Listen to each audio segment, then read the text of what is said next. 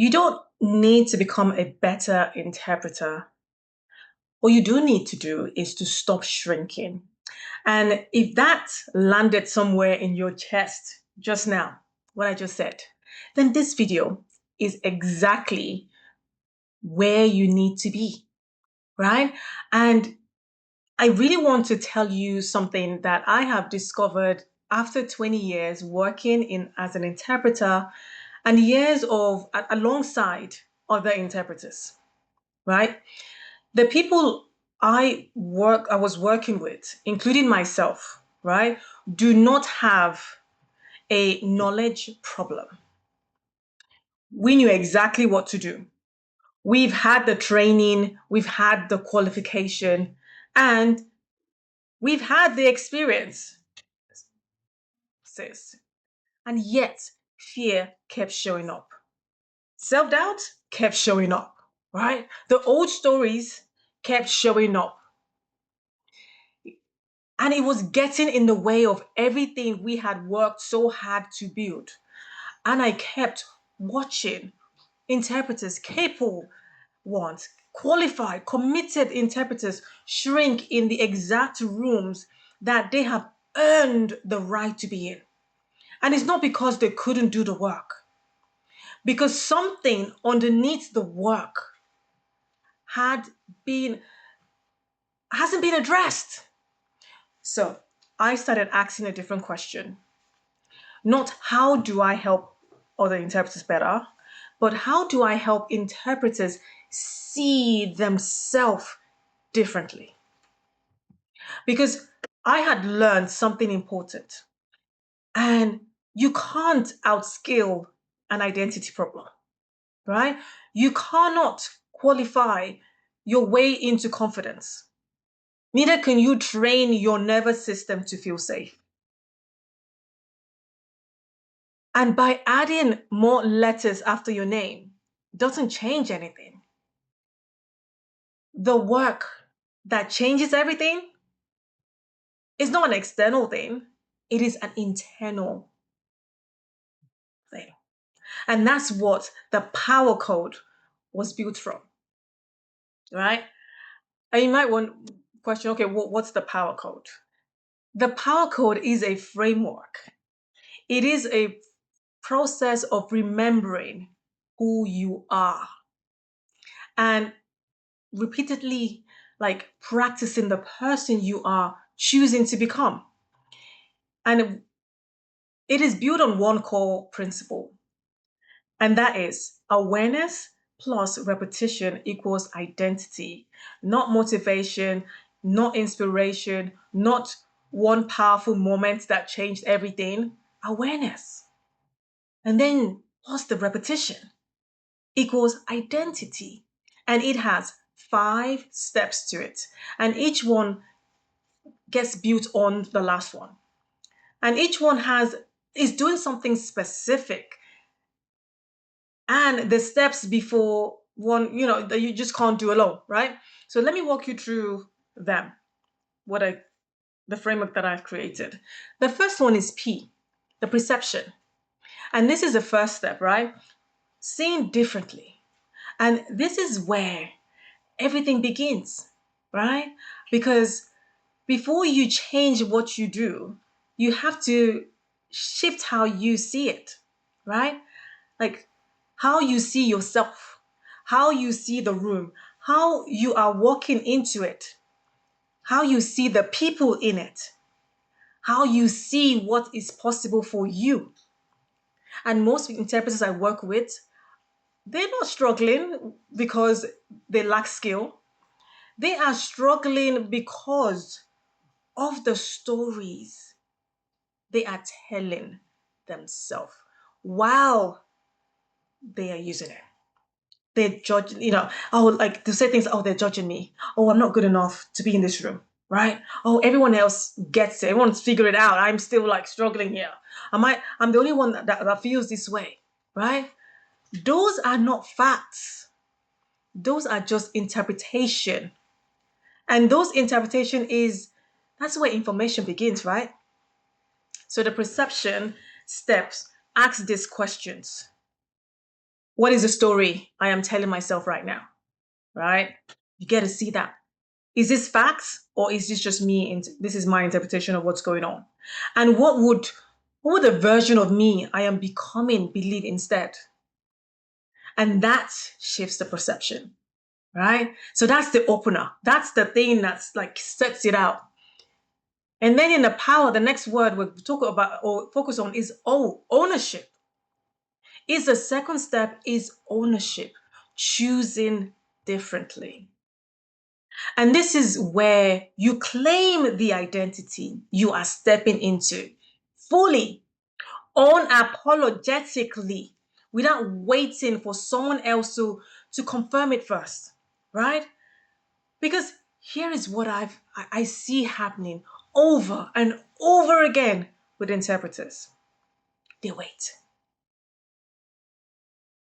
They wait until they feel confident enough, until they have done enough assignment, until they have collected enough feedback, until someone else in the room tells them they belong there. And the waiting never ends because no one is coming to give you that permission. Okay?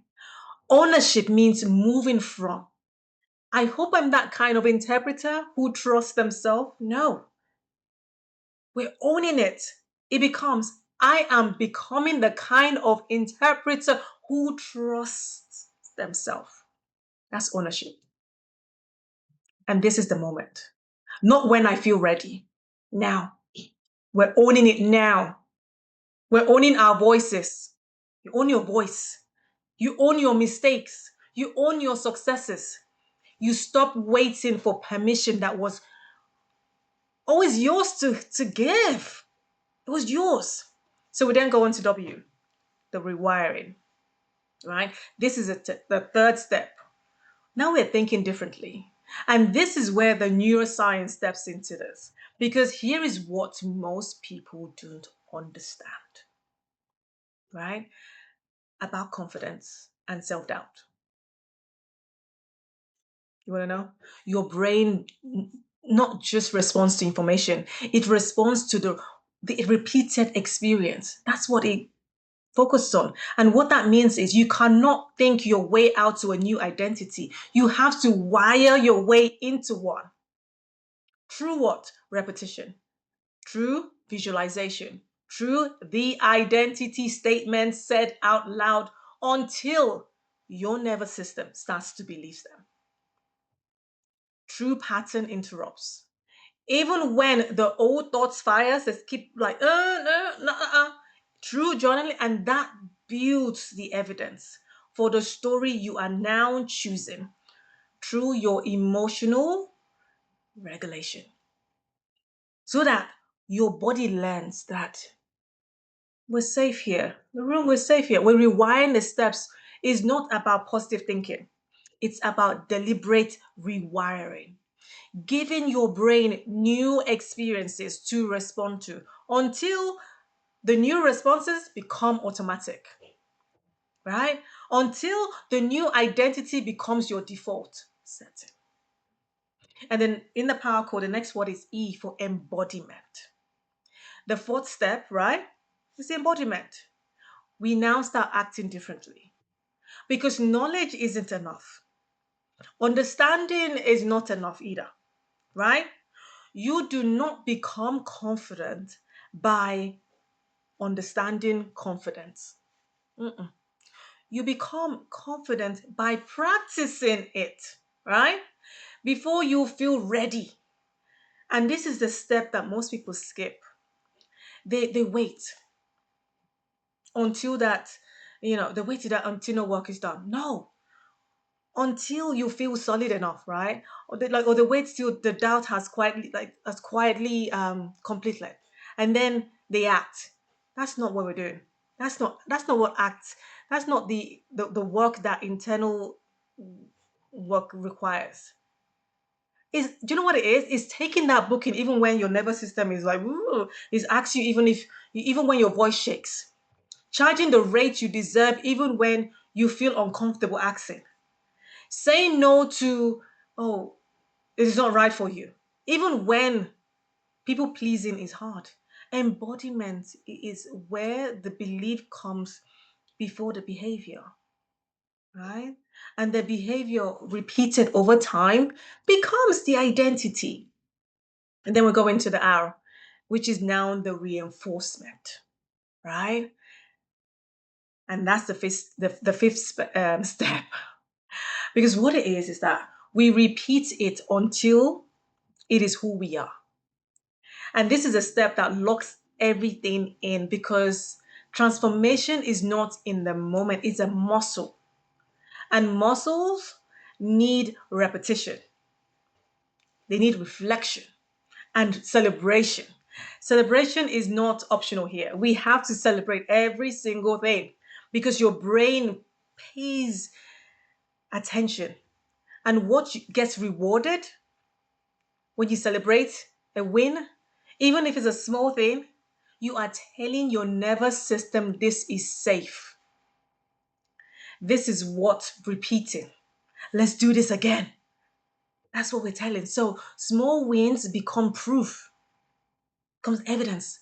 And those proofs become our beliefs. And the beliefs becomes the identity. And identity, practiced daily, becomes who we are. Not who we are trying to be, who we are. Who we are. So when you really look at the whole thing, the power code, like the power, the perception shapes possibilities. Ownership creates the identity we're stepping into. And then the rewiring builds on our beliefs. The embodiment then turns those beliefs into action, and then reinforcement makes that transformation permanent. So, 5 steps, one process built on truth, right? Because awareness plus repetition equals identity. And the power code is not just about becoming someone else. It's about remembering who you already are and repeatedly practicing the person you are choosing to become. Yeah. So, over the next 5 episodes, we are going deeper into each and every one of the 5 steps. One episode per letter so you understand just what it is, but also what it actually gets to look like in the room, in when you're out in the assignments, in the moments when the doubt shows up.